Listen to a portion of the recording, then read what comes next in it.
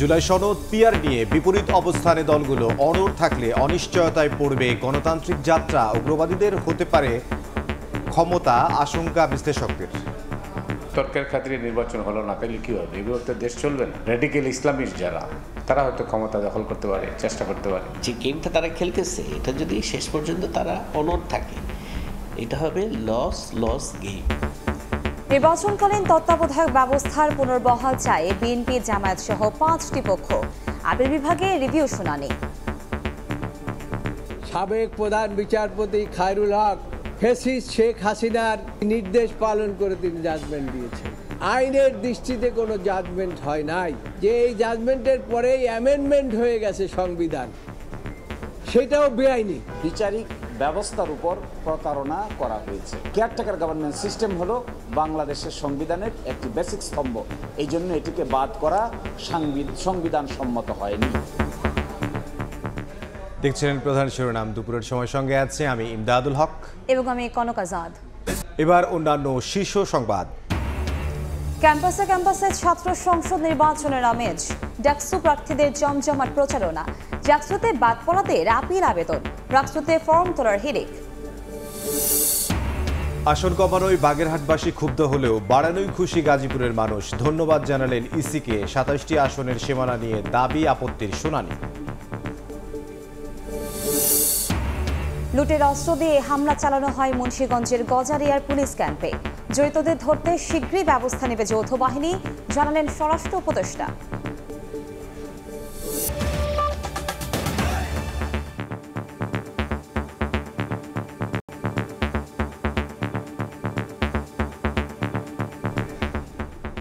বিভিন্ন ইস্যুতে দলগুলোর বিপরীতমুখী অবস্থানে জটিল হচ্ছে রাজনৈতিক পরিস্থিতি। বিশ্লেষকদের কেউ মনে করেন অনড় অবস্থান অনিশ্চিত করে তুলতে পারে গণতান্ত্রিক যাত্রা। রাডিক্যাল ইসলামপন্থীদের দখলে চলে যেতে পারে ক্ষমতা। তাই আলোচনার মাধ্যমে সবকিছু সমাধানের তাগিদ দিচ্ছেন বিশ্লেষকরা। ফারুক ভূঁইয়া রবিন জানাচ্ছেন বিস্তারিত।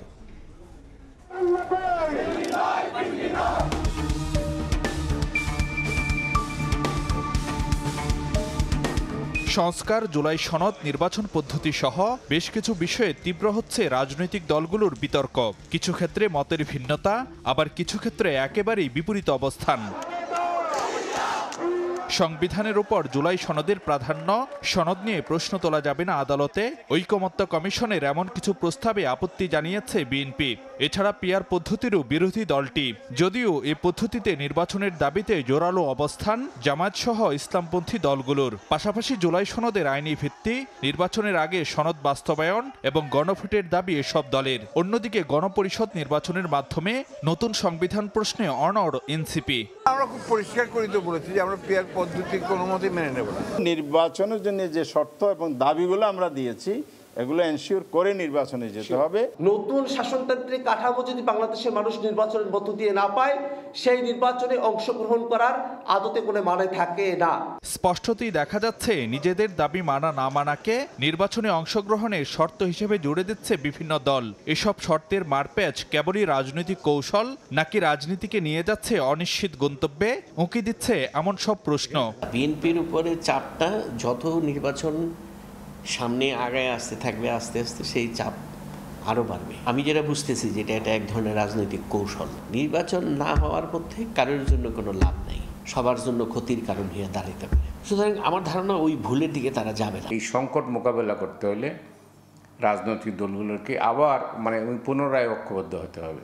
যদি না হয় তাইলে রাজনীতির মতোই চলবে, যে রাজনীতি আমরা কোনোদিনই কেউ চাই না। রাজনীতি হয়তো চ্যালেঞ্জের মুখে পড়বে, সেই চ্যালেঞ্জ থেকে অন্য শক্তির হাতে ক্ষমতা চলে যেতে পারে। নির্বাচনের বিকল্পটা কি? ধরেন তর্কের খাতিরে নির্বাচন হলো না, তাইলে কি হবে? এভাবে তো দেশ চলবে না, চলতে পারে না। তাইলে তো একটা জায়গায় কেউ না কেউ এসে ক্ষমতা তাদের হাতে নিয়ন্ত্রণ নেবে। অথবা আরেকটা বিপদ আছে, সেটা হইতে পারে যে রেডিক্যাল ইসলামিস্ট যারা, তারা হয়তো ক্ষমতা দখল করতে পারে, চেষ্টা করতে পারে, যেটা হয়েছে অনেক দেশে। বিশ্লেষকরা মনে করেন সদিচ্ছা থাকলে আলোচনার মাধ্যমে অনেক কিছুরই সুরাহা সম্ভব। তবে অনড় থাকলে লাভ হবে না কোনো পক্ষেরই। দেশের অবস্থা অন্যরকম হয়ে যাবে। তখন ইউনূস তার মাইন্ড চেঞ্জও করে ফেলতে পারে। যে গেমটা তারা খেলতেছে, এটা যদি শেষ পর্যন্ত তারা অনড় থাকে, এটা হবে লস গেম। একটা জায়গায় তারা হয়তো রিয়েলাইজেশন তাদের মধ্যে আসবে যে রাজনীতি যদি ঠিক না থাকে, নির্বাচন যদি না হয়, দিনের শেষে কেউই কিন্তু লাভবান হবেন না, সবাই কম বেশি এফেক্টেড হয়ে যাবে। বিশ্লেষকরা বলছেন, স্থিতিশীলতার জন্য গণতান্ত্রিক যাত্রাপথই জুৎসই বিকল্প। নির্বাচন যদি না হয় তাহলে আমরা কাকে কিভাবে চলবে? হাত পা এমনি বাধা, আরো বাধা পড়ে যাবে। ফারুক ভিয়া, রবিন, সময় সংবাদ, ঢাকা। নির্বাচনকালীন তত্ত্বাবধায়ক সরকার ব্যবস্থা নিয়ে রিভিউ শুনানি কাল পর্যন্ত মুলতবি করেছেন আপিল বিভাগ। শুনানিতে বিএনপি, জামায়াত সহ পক্ষভুক্তদের আইনজীবীরা বলেন, 7 বিচারপতির মধ্যে তত্ত্বাবধায়ক সরকার বাতিলের পক্ষে রায় দেন 4 জন। পরে একে একে প্রধান বিচারপতি হন তারা সবাই। সংক্ষিপ্ত রায়ে তত্ত্বাবধায়ক রাখা হলেও পূর্ণাঙ্গ রায়ে বাতিল করায় পুরো রায়টি বাতিল চান তারা। দেশের বহুল আলোচিত মামলায় নির্বাচনকালীন তত্ত্বাবধায়ক সরকার বাতিল করে দেয়া ত্রয়োদশ সংশোধনী রায়, এই রায়কে ঢাল হিসেবে ব্যবহার করে 2014, 18 ও 24 সালে নির্বাচন করে আওয়ামী লীগ। তবে 5 আগস্ট সরকার পতনের পর তত্ত্বাবধায়ক ফেরাতে বিএনপির পক্ষে মির্জা ফখরুল, জামায়াতের পক্ষে মিয়া গোলাম পরোয়ার সহ 5 ব্যক্তি রিভিউ আবেদন করেন। মঙ্গলবার আপিল বিভাগের শুনানিতে প্রথমবার সাবেক প্রধান বিচারপতি এবিএম খায়রুল হকের দেয়া রায়ের সব ভুল ত্রুটি তুলে ধরেন আইনজীবীরা। জামায়াতের আইনজীবী শিশির মনির বলেন, এ মামলায় 7 বিচারপতির মধ্যে তত্ত্বাবধায়ক বাতিলের পক্ষে রায় দেয়া 4 জন পরে একে একে প্রধান বিচারপতি হন। তবে একমত না হওয়া বিচারপতিদের হিসেবেই ধরেনি আওয়ামী লীগ। যদিও তাদের প্রধান বিচারপতি হওয়ার সকল যোগ্যতা ছিল, তাদেরকে সুপারসিড করা হয়েছে। এরা কারা? এরা সবাই তত্ত্বাবধায়ক সরকার রাখার পক্ষে রায় দিয়েছিলেন। যদিও এটা কাকতালীয়, কিন্তু এটি একটি কেমিস্ট্রি আছে। আমি বলেছি, আমরা পূর্ণাঙ্গ হিয়ারিংয়ের সময় বলবো, এটি এমনিতেই নয়। কেয়ারটেকার সরকার বাতিল করেছেন যারা, তারা পরবর্তীতে পুরস্কৃত হয়েছেন। যারা রাখার পক্ষে ছিলেন তারা তিরস্কৃত হয়েছেন পেশাগতভাবে। বিএনপির আইনজীবী নজরুল ইসলাম বলেন, সংক্ষিপ্ত রায়ে তত্ত্বাবধায়ক রাখার পক্ষে আদেশ দিলেও 16 মাস পর লিখিত রায়ে তা বাতিল করে দেওয়া হয়। এটি আইনের দৃষ্টিতে কোনো রায়ই নয়, তাই পুরো রায়টি সরাসরি বাতিল চায় বিএনপি। এই রিটায়ারমেন্টের 16 মাস পরে ঠিক যেভাবে সংবিধান অ্যামেন্ডমেন্ট হয়েছে এর পূর্বে, সেই সংবিধান মোতাবেক তিনি জাজমেন্ট দিয়েছেন। আমি আদালতকে বলেছি, মাননীয় আদালত, এই জাজমেন্টটি আইনের দৃষ্টিতে কোনো জাজমেন্ট হয় নাই। যেহেতু আইনের দৃষ্টিতে কোনো জাজমেন্ট হয় নাই, কাজে এই জাজমেন্ট লিভ দেওয়ার কোনো প্রশ্নই আসে না। তত্ত্বাবধায়ক নিয়ে এর আগে সংবিধানের 5ম সংশোধনীর রায়ে প্রতারণা হয়েছে বলে উল্লেখ করা হলেও ত্রয়োদশ সংশোধনীর রিভিউর কারণে তা ফেরানো যাচ্ছিল না। এখন আপিল বিভাগে এর চূড়ান্ত নিষ্পত্তি হবে। ফারুক ভিয়া, রবিন, সময় সংবাদ, ঢাকা। আসন কমানোয় বাগেরহাটবাসী ইসির সমালোচনা করলেও বাড়ানোই খুশি গাজীপুরের মানুষ। সংসদীয় আসনের সীমানা পুনর্নির্ধারণের দাবি আপত্তির শুনানিতে ইসিকে জানিয়েছেন তারা। তৃতীয় দিনে ঢাকা অঞ্চলের 27টি আসনের 3 শতাধিক দাবি আপত্তির শুনানি হবে।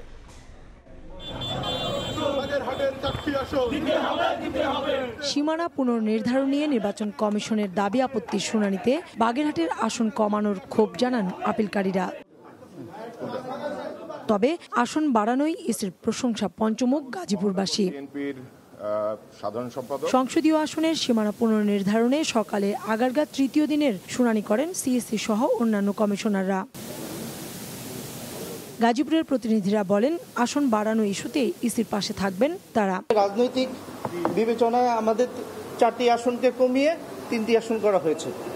তো আমাদের প্রধান দাবি ছিল যে আমরা আবার পূর্বের ন্যায় আমাদের 4টি আসন ফিরিয়ে দিয়ে আমাদের পুনর্বাসন করা, সংসদীয় আসন ফিরে দেওয়া। বিজ্ঞ নির্বাচন কমিশন বাস্তবতার প্রেক্ষিতে সময়োপযোগী সিদ্ধান্ত গ্রহণ করে 5টির জায়গায় 6টি আসন আমাদেরকে উপহার দিয়েছেন। এই জন্য সমগ্র গাজীপুরবাসীর তরফ থেকে আমরা নির্বাচন কমিশনকে কৃতজ্ঞতা এবং ধন্যবাদ জানিয়েছি। জনসংখ্যার পুনর্বিন্যাস বিভাজনের ভিত্তিতে যেভাবে ওনারা এই আসনগুলো পুনর্বিন্যাস করেছে, সেটা জাতির জন্য একটি মঙ্গলজনক। এদিন মানিকগঞ্জ, মুন্সিগঞ্জ, নরসিংদী ও নারায়ণগঞ্জের 14টি আসনে শুনানি হয়। এ সময় কমিশনের সামনে এসব আসনের সীমানা নিয়ে আপিলকারীরা যুক্তি তুলে ধরেন। এটা মানিকগঞ্জের সাধারণ লোক, জনসাধারণের দাবি নিয়ে আমরা আজকে এসেছি যে আমাদের যে 2001-এর যে আসন ছিল সে আসনে আমরা ফিরে যেতে চাই। 4টি আসন হলে যে সুবিধা হয়, সেটা হলো জনগণের অ্যাক্সেস থাকে, more access to the representative in the parliament, এবং যে জাতীয় ডেভেলপমেন্টের যে বরাদ্দ থাকে সেটাও বেশি পাওয়া যায়। বিকেলে ঢাকা বিভাগের 13টি আসনের খসড়া সীমানার ওপর আসা দাবি আপত্তি নিষ্পত্তিতে শুনানি হবে। আগামীকাল শেষ হবে সীমানা পুনর্নির্ধারণ নিয়ে শুনানি। এরপর চূড়ান্ত সিদ্ধান্ত জানাবে নির্বাচন কমিশন। কাউসার চৌধুরী কুমু, সময় সংবাদ, ঢাকা। এই মুহূর্তে আগারগাঁওয়ের নির্বাচন কমিশনে আছেন সহকর্মী কাউসার চৌধুরী কুমু। আমরা সরাসরি যাচ্ছি তার কাছে। কুমু, ত্রয়োদশ জাতীয় সংসদ নির্বাচনকে সামনে রেখে সংসদীয় আসনের সীমানা পুনর্নির্ধারণের তৃতীয় দিনের শুনানি সকাল থেকে শুরু হওয়া শুনানি চলে দুপুর 12:30 পর্যন্ত। তারপরেই বিরতি দেয় নির্বাচন কমিশন এবং এখন পর্যন্ত বিরতি তো চলছে। বিরতির পরেই 2:30টার পর থেকে আবার দ্বিতীয় দফার যে শুনানি সেই শুনানি শুরু হবে এবং ঢাকার প্রায় 13টি আসনের শুনানি করবে নির্বাচন কমিশন বিকেলে। এখানে ঢাকার কিছু আসনের সীমানার পার্থক্য করেছে, বিশেষ করে দু একটি ইউনিয়ন অথবা কোনো একটু অঞ্চল এক আসন থেকে আরেক আসনে নিয়ে যাওয়া হয়েছে। নির্বাচন কমিশন বারবারই বলছে যে তারা জনসংখ্যা, ভৌগোলিক অবস্থান এসবের উপর বিবেচনা করেই মূলত তারা যে সংসদীয় আসনে যে খসড়া চূড়ান্ত করেছে বা প্রকাশ করেছে সেটি আসলে এটির বহিঃপ্রকাশ। তবে তারপরেও যদি এ নিয়ে যারা দাবি আপত্তি তুলেছেন তাদের নিয়েই মূলত আজকে শুনানি। সকালে যাদের নিয়ে হয়েছে মুন্সিগঞ্জ ছিল, গাজীপুর, বিশেষ করে গাজীপুরে যেহেতু একটি আসন বাড়ানো হয়েছে, ওখানে জনসংখ্যার উপর ভিত্তি করে নির্বাচন কমিশন সিদ্ধান্ত নিয়েছে যে আরেকটি আসন বাড়ানোর জন্য, বিশেষ করে ওই এলাকার মানুষের যাতে করে জনসেবা থেকে বঞ্চিত না হয় সেই সুবাদেই তারা একটি আসন বাড়িয়ে 5টি আসনের জায়গায় 6টি আসন করেছে। তবে এই নিয়ে গাজীপুরবাসী অনেকে অভিনন্দন জানিয়েছে নির্বাচন কমিশনকে, আবার কেউ কেউ দাবিও তুলেছে যে হয়তো কোনো আসন থেকে তাদের বাদ দেয়া হয়েছে, অন্য আসনে সংযুক্ত করা হয়েছে। এইভাবে আসলে আগামীকাল পর্যন্ত চলবে এই শুনানি এবং তারপরেই কিন্তু নির্বাচন কমিশন সিদ্ধান্ত নেবে দাবি আপত্তি সকল বিবেচনা করেই যে সংসদীয় আসনের সীমানা যেভাবে রাখা যায় এবং জনগণের দুর্ভোগ কমানো যায় সেটি মূলত তারা বিবেচনায় নেবেন। আমরা সরাসরি যুক্ত ছিলাম আগারগাঁও নির্বাচন কমিশন থেকে। ঢাকা বিশ্ববিদ্যালয় ক্যাম্পাস জুড়ে ডাকসু নির্বাচনের আমেজ। আজ থেকে শুরু হলো ছাত্র সংসদ নির্বাচনের প্রচারণা। সকালে আচরণ বিধি নিয়ে প্রার্থীদের সতর্ক করেন চিফ রিটার্নিং অফিসার। এদিন কমিশনের বিরুদ্ধে পক্ষপাতিত্বের অভিযোগ তোলেন ডাকসু ফর চেঞ্জ প্যানেলের প্রার্থীরা। আর ভোট কেন্দ্র বাড়ানোর দাবি জানায় ছাত্রদল। ঢাকা বিশ্ববিদ্যালয় কেন্দ্রীয় ছাত্র সংসদ, ডাকসু ও হল সংসদ নির্বাচন ঘিরে ক্যাম্পাসে উৎসবের আমেজ। সকাল থেকে শুরু হয় ডাকসু ও হল সংসদ নির্বাচনের প্রচারণা। প্রথম দিন প্রচারণায় নামেন স্বতন্ত্র প্যানেল ডিউ ফার্স্ট ও ইসলামী ছাত্র আন্দোলন সমর্থিত সচেতন শিক্ষার্থী সংসদ প্যানেলের প্রার্থীরা। কাজ করেছে শিক্ষার্থীদের জন্য, তাদের অধিকার আদায়ের জন্য ভয়েস রেজ করেছে, তাদের পক্ষে থাকবে। কি করব এটা দেখে কেউ ভোট দেওয়ার দরকার নাই, আমরা কি করেছি সেটা দেখে ভোট দেবে। সিনেট ভবনে নির্বাচন কমিশন আচরণ বিধি নিয়ে সব ভিপি, জিএস ও এজিএস প্রার্থীদের সঙ্গে আলোচনা করেন। এ সময় কমিশন জানায় নির্বাচনের পরিবেশ সুষ্ঠু রাখতে ভোটের দিন থাকবে সেনাবাহিনী সহ 3 স্তরের নিরাপত্তা। আমরা ভোটের রেজাল্ট সম্পন্ন হওয়া পর্যন্ত আর্মি কর্ডন করে রাখবে। শুধুমাত্র যারা সংশ্লিষ্ট ব্যক্তিবর্গ ছাড়া ভোট কেন্দ্রের ভিতরে গণনার সময় আর অন্য কেউ থাকতে পারবে না। আচরণবিধি লঙ্ঘনের অভিযোগ নির্বাচন কমিশন আমলে নিচ্ছে না বলে অভিযোগ করেন বাক্সার সমর্থিত বৈষম্য বিরোধী ছাত্র সংসদ ও ছাত্র অধিকার পরিষদ সমর্থিত ডাকসু ফর চেঞ্জ প্যানেলের প্রার্থীরা। শিক্ষার্থীদের যে নাম, ব্যালট নাম্বার সেটির সাথে যেন হালনাগাদ ছবি যুক্ত করা হয় এবং এটি সকল প্রার্থী, ভোটার সবাই এই দাবি জানিয়ে আসছে। আমরা বিশ্ববিদ্যালয় প্রশাসক কিংবা নির্বাচন কমিশনের যে আচরণবিধি আছে সেগুলোকে বৃদ্ধাঙ্গুলি দেখাচ্ছেন অনেক প্রার্থী। 40,000 ভোটারের জন্য 8টি কেন্দ্র যথেষ্ট নয় উল্লেখ করে কেন্দ্র বাড়ানোর দাবি জানান ছাত্রদল প্রার্থী।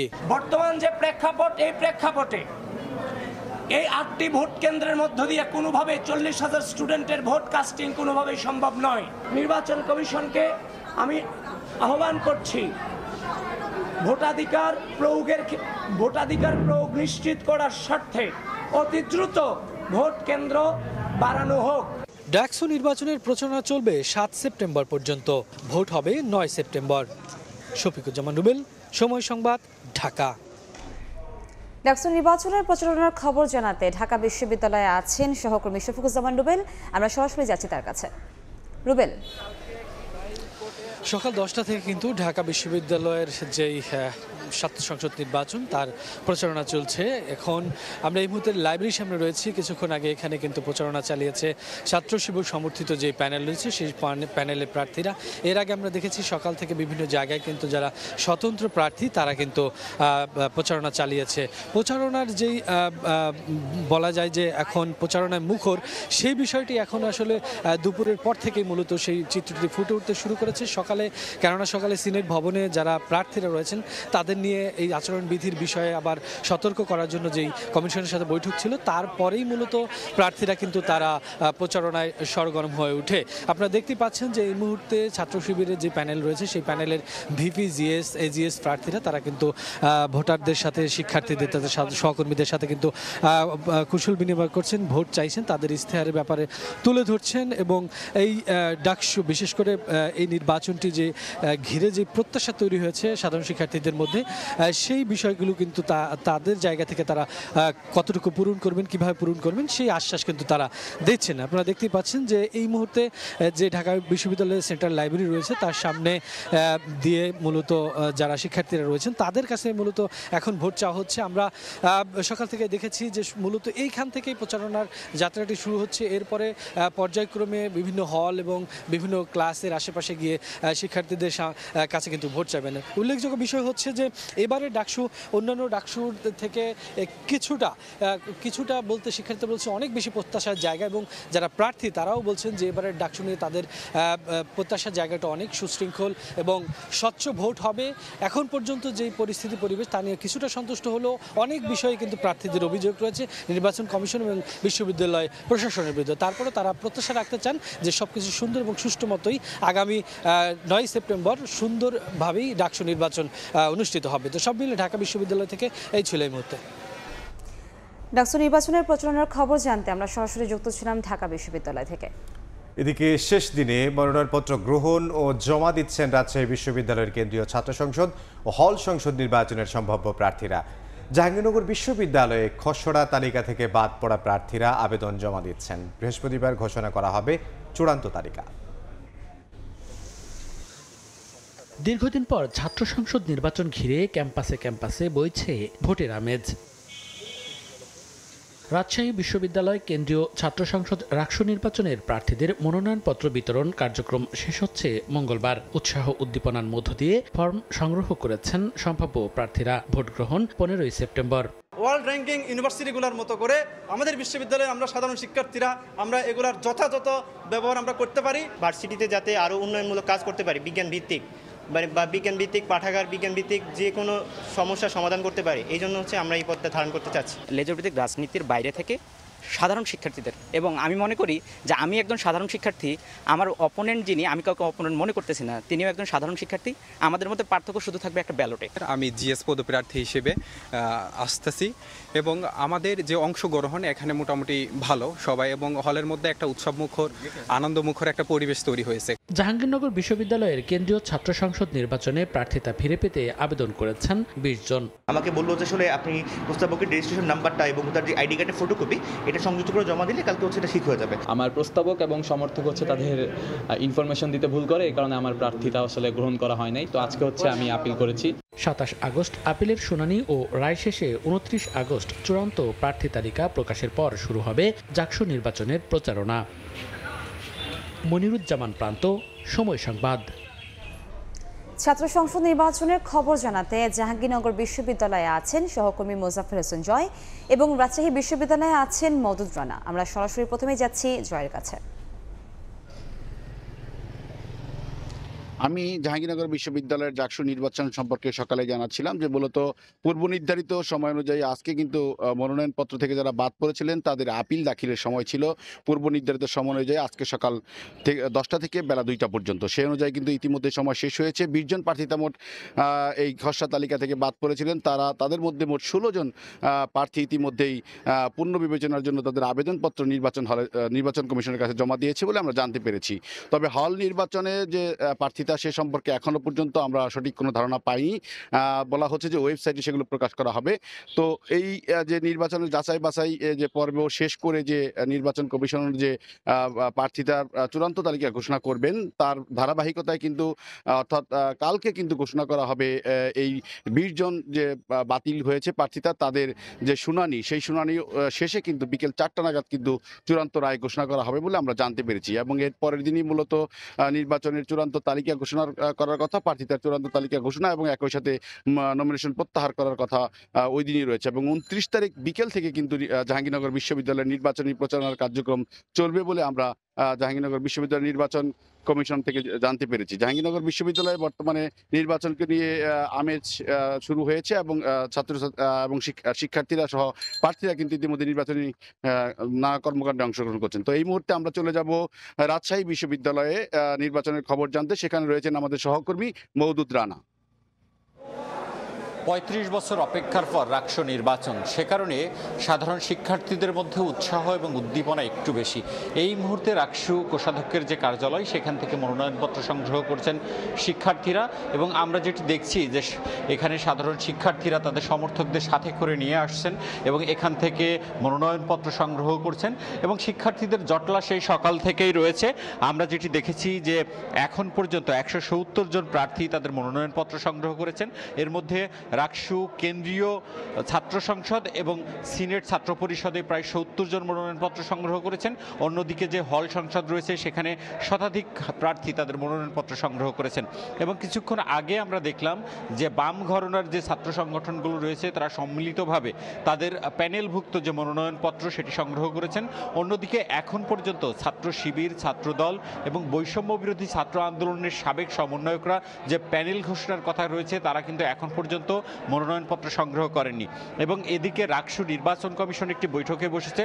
এর কারণ গত দুদিন ধরে ছাত্রদল নির্বাচন পেছানোর দাবি করে আসছে এবং তাদের যেটি দাবি ছিল যে ভোটার যে তালিকা সেটি ছবি সহ করতে হবে, অন্যদিকে চলতি শিক্ষাবর্ষ অর্থাৎ 2024-25 শিক্ষাবর্ষের শিক্ষার্থীদের ভোটাধিকার দিতে হবে। সেই বিষয় নিয়ে রাকসু নির্বাচন কমিশন এই মুহূর্তে বৈঠক করছে এবং সেই বৈঠকের সিদ্ধান্তের পরই আসলে ছাত্র শিবির, ছাত্রদল এবং বৈষম্য বিরোধী ছাত্র আন্দোলনের সাবেক যারা সমন্বয়করা রয়েছেন তারা এখান থেকে মনোনয়নপত্র সংগ্রহ করবেন এবং 2টার পর আসলে জানা যাবে যে মনোনয়নপত্র সংগ্রহের যে সময়সীমা সেটি বাড়ছে কিনা এবং নির্বাচন পেছাচ্ছে কিনা। এই 2টার নির্বাচনের পরপরই এখানে আশা করা হচ্ছে যে ছাত্রদল, ছাত্র শিবির এবং অন্যান্য যারা রয়েছেন তারা এখানে মনোনয়নপত্র সংগ্রহ করতে আসবেন তখন এবং যে জমজমাট পরিস্থিতি সেটি হয়তো সৃষ্টি হবে। তবে সব মিলিয়ে এখন পর্যন্ত রাকসু নির্বাচন কমিশন যেটি বলছেন তারা ঘোষিত 15ই সেপ্টেম্বরেই এই নির্বাচন অনুষ্ঠিত করার ব্যাপারে বদ্ধপরিকর এবং 2টার পরে আসলে আমরা জানতে পারবো নির্বাচন ঘোষিত সময় হচ্ছে কিনা। এই ছিল রাজশাহী বিশ্ববিদ্যালয় থেকে আমার কাছে সর্বশেষ। ছাত্র সংসদ নির্বাচনের খবর জানাচ্ছিলেন আমাদের সহকর্মীরা। দুপুরের সময় আরো থাকছে কারাগারের নাম পরিবর্তন করে সংশোধনাগার করার উদ্যোগ। মুক্তির পর স্বাভাবিক জীবনে ফেরাতে বন্দীদের যুক্ত করা হবে উৎপাদনমুখী কাজে, জানালেন কারা মহাপরিদর্শক।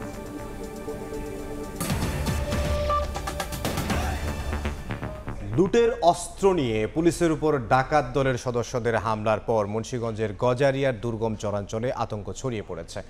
নিরাপত্তাহীনতায় ভুগছেন মেঘনা পাড়ের বাসিন্দারা। নদীপথে চলাচলকারীরা উদ্বিগ্ন। ডাকাতদের ধরতে রাত ভোর অভিযান চালালেও গ্রেফতার হয়নি কেউই।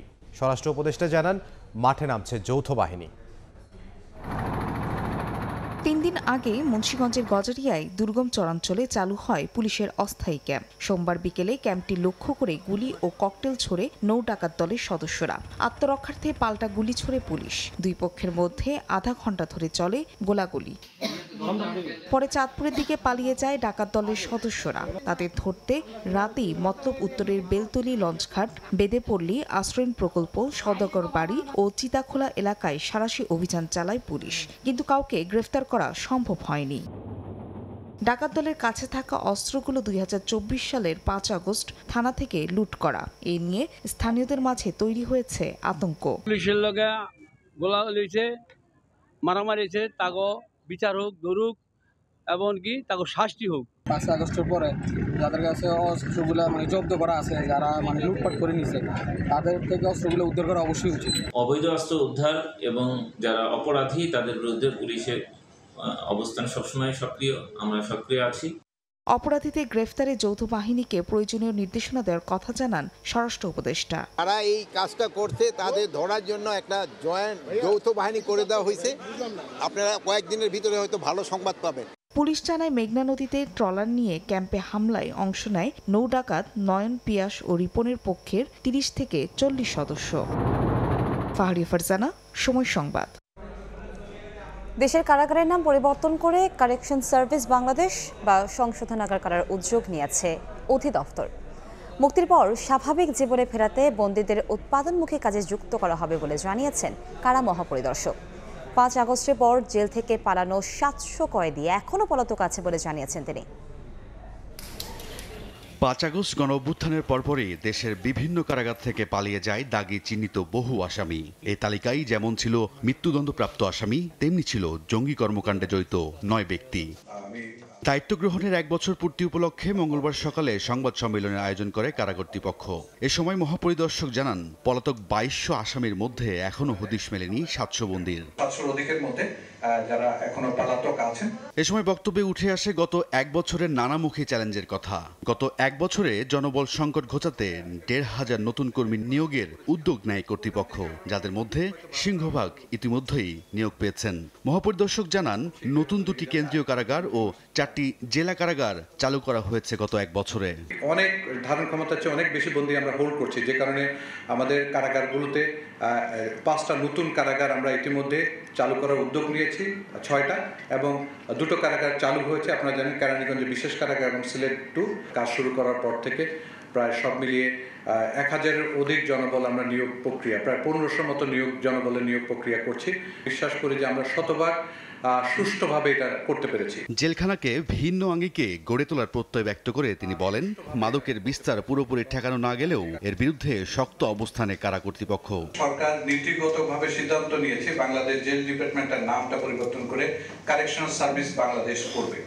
এটার যে প্রক্রিয়া শুরু হয়েছে এবং আমরা অলরেডি আমাদের প্রস্তাবনা মন্ত্রণালয়ে প্রেরণ করেছি। গত 1 বছরে হাতে নেওয়া বিভিন্ন উদ্যোগ বাস্তবায়ন করা হলে বন্দি ব্যবস্থাপনাতেও পরিবর্তন আসবে, এমনটাই প্রত্যাশা কারা অধিদপ্তরের। সিদ্ধান্ত নিয়েছেন রায়দুল ইসলাম শুভ, সময় সংবাদ, ঢাকা। এদিকে ঢাকায় শুরু হয়েছে বিজিবি বিএসএফ মহাপরিচালক পর্যায়ের সীমান্ত সম্মেলন। সকালে পিলখানায় বিজিবির সদর দফতরে 56তম এই সীমান্ত সম্মেলন শুরু হয়। সীমান্ত হত্যা, পুশিন ও অবৈধ অনুপ্রবেশ রোধ, মাদক ও অস্ত্র চোরাচালান রোধে আন্তঃসীমান্ত অপরাধ দমনের বিষয়ে প্রাধান্য পাবে এ বৈঠকে। এছাড়া ভারতীয় মিডিয়ায় বাংলাদেশ বিরোধী অপপ্রচারের ফলে সীমান্তে উত্তেজনা প্রশমন সহ দ্বিপাক্ষিক বিষয়ে আলোচনা হবে। বিজিবি মহাপরিচালক মেজর জেনারেল মোহাম্মদ আশরাফুজ্জামান সিদ্দিকের নেতৃত্বে অংশ নিয়েছেন 21 সদস্যের প্রতিনিধি। আর ভারতের পক্ষে বিএসএফ মহাপরিচালক শ্রী দলজিৎ সিং চৌধুরীর নেতৃত্বে 11 সদস্যের প্রতিনিধি অংশ নিয়েছেন। শেখ হাসিনা, তার ছেলে জয় ও মেয়ে পুতুলের বিরুদ্ধে প্লট দুর্নীতির 3টি মামলার দ্বিতীয় দিনের সাক্ষ্য গ্রহণ হয়েছে। সকালে ঢাকার 5ম বিশেষ জজ আদালতে সাক্ষ্য নেওয়া হয়। পরবর্তী শুনানি হবে 2রা সেপ্টেম্বর। এর আগে এই মামলায় সাক্ষ্য দেন মামলার বাদী ও দুদকের 3 কর্মকর্তা। এ সময় তারা আদালতকে জানান, রাজুকের আবাসন নীতিমালার সব আইন ভঙ্গ করে পূর্বাচলে 30 কাঠা প্লট নেন শেখ হাসিনা, সজীব ওয়াজেদ জয় ও সাইবা ওয়াজেদ পুতুল।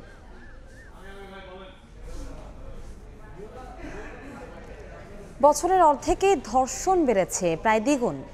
2024 সালে 364টি ঘটনা ঘটলেও চলতি বছরের 6 মাসে এই সংখ্যা 354।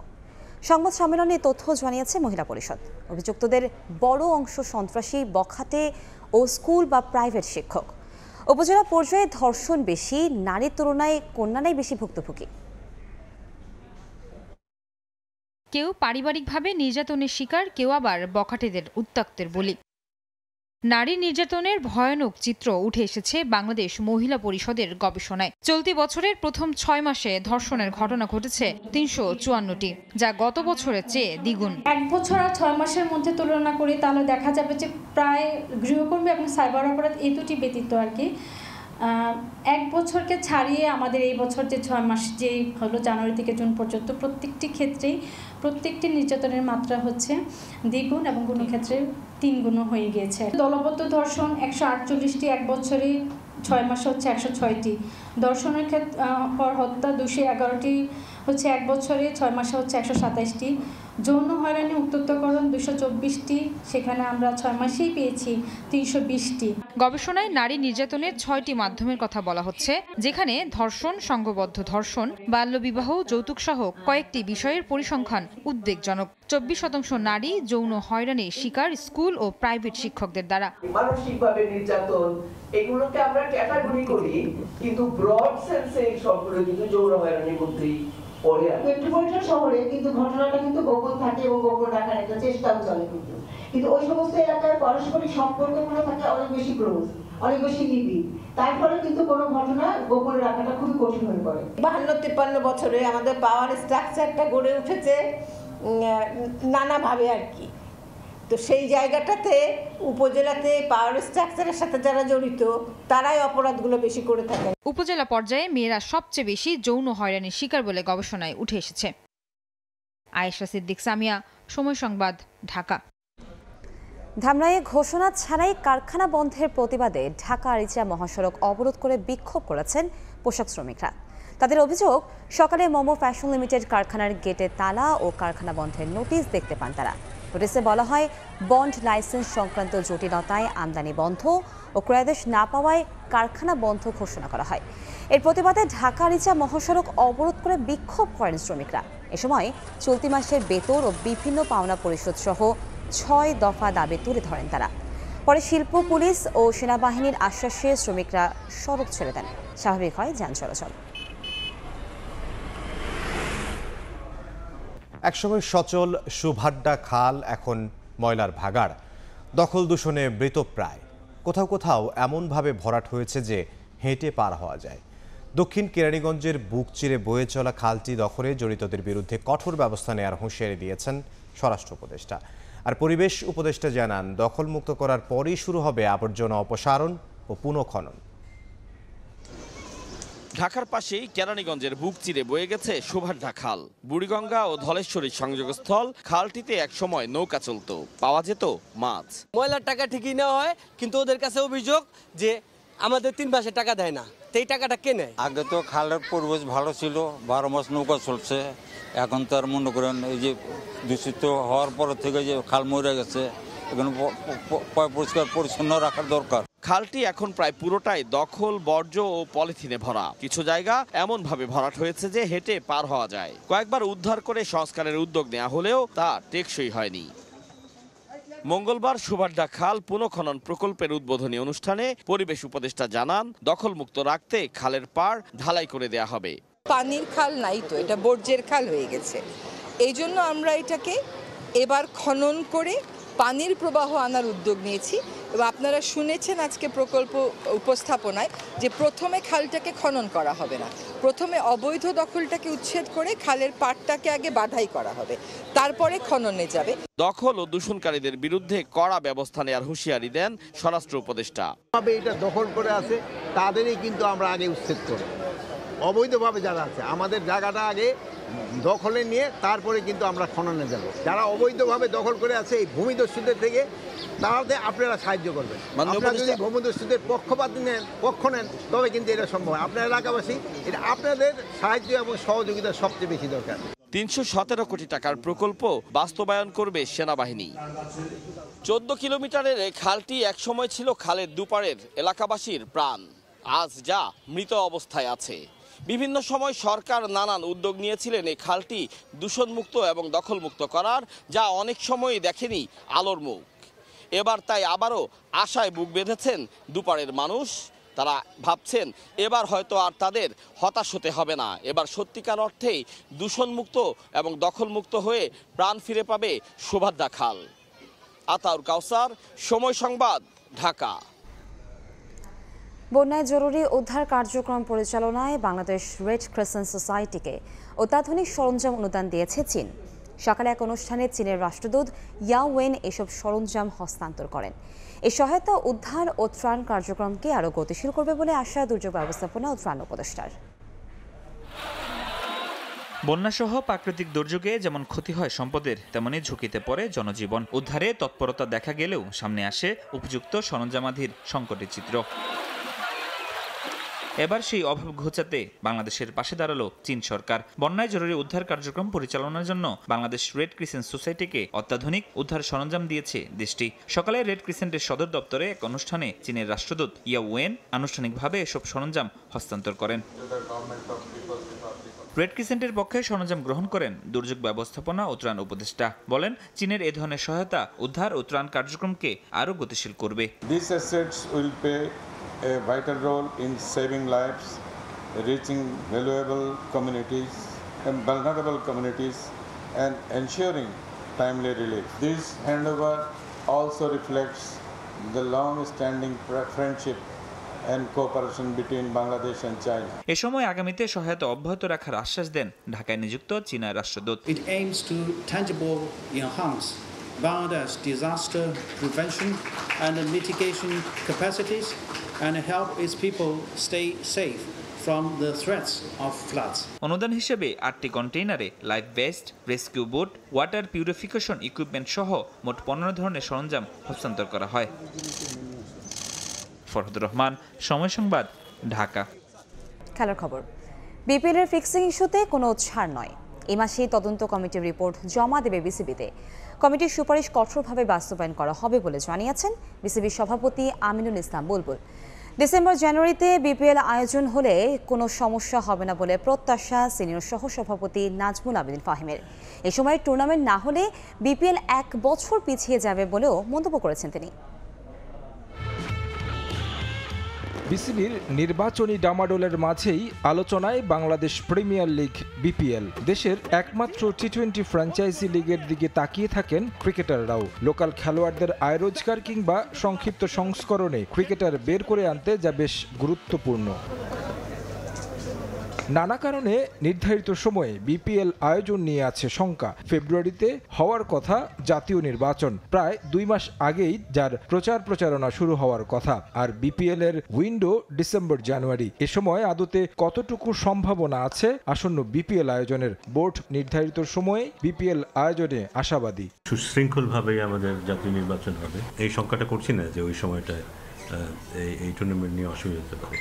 এর পাশাপাশি এটাও একটা ব্যাপার যে ওই সময়টায় ওই উইন্ডোতে যে আমরা না করি, এই সিজনে অন্য কোনো উইন্ডো ওইভাবে আমাদের নেই যেখানে আমরা নিয়ে যেতে পারি। ওটা আমাদের আইডিয়াল টাইম, ওটার সাথে পুরো সিজনের যে প্রোগ্রাম সেটা মিলে যায়। বিপিএল এর গেল আসরে ওঠা ফিক্সিং বিতর্কের সুরাহা হয়নি এখনো। স্বাধীন তদন্ত কমিটি জমা দেয়নি রিপোর্ট, যদিও তাদের বরাত দিয়ে বিভিন্ন খবর এসেছে গণমাধ্যমে। বিসিবিও ফিক্সিং ইস্যুতে কঠোর অবস্থানে দিয়েছে প্রতিবেদনের সুপারিশ শতভাগ বাস্তবায়নের প্রতিশ্রুতি। আমরা আশা করছি যে এই মাসের শেষে তারা পুরো তদন্ত এবং তদন্তের যে সুপারিশগুলো আছে বা আউটকামটা কি আছে সেটা আমাদেরকে দেবে। ফাইন্ডিংসগুলো আমরা পুঙ্খানুপুঙ্খ লাইন বাই লাইন ব্যবহার করব। ইন্টিগ্রিটির ব্যাপারটা আছে দেশব্যাপী, সেটা আমরা ভেরি সিরিয়াস। আগামী বিপিএলটা স্বচ্ছভাবে করার জন্য এই রিপোর্টটা আমাদের কাছে একটা খুব গুরুত্বপূর্ণ একটা ডকুমেন্ট হিসেবে আসছে। সব ঠিক থাকলে আইএমজি ইভেন্ট ম্যানেজমেন্ট কোম্পানির অধীনে অনুষ্ঠিত হবে এবারের বিপিএল, যার মধ্য দিয়ে ফ্র্যাঞ্চাইজি আসরের জৌলুস আবারও ফিরে আসবে বলে প্রত্যাশা বোর্ডের। তারেক হাসান শিমুল, সময় সংবাদ, নারায়ণগঞ্জ। এ পর্যায়ে শীর্ষ সংবাদগুলো জানিয়ে দিচ্ছে আরও একবার। জুলাই সনদ পিআর নিয়ে বিপরীত অবস্থানে দলগুলো। অনড় থাকলে অনিশ্চয়তায় পড়বে গণতান্ত্রিক যাত্রা। উগ্রবাদীদের হাতে যেতে পারে ক্ষমতা, আশঙ্কা বিশ্লেষকদের। নির্বাচনকালীন তত্ত্বাবধায়ক ব্যবস্থার পুনর্বহাল চায় বিএনপি, জামাত সহ 5টি পক্ষ। আপিল বিভাগের শুনানি, সংসদীয় আসনের সীমানা নিয়ে শুনানিতে ইসিতে। এবং ক্যাম্পাসে ছাত্র সংসদ নির্বাচনের আমেজ। ডাকসু প্রার্থীদের জমজমাট প্রচারণা। জাকসুতে বাদ পড়াদের আপিল আবেদন, রাকসুতে ফর্ম তোলার হিড়িক।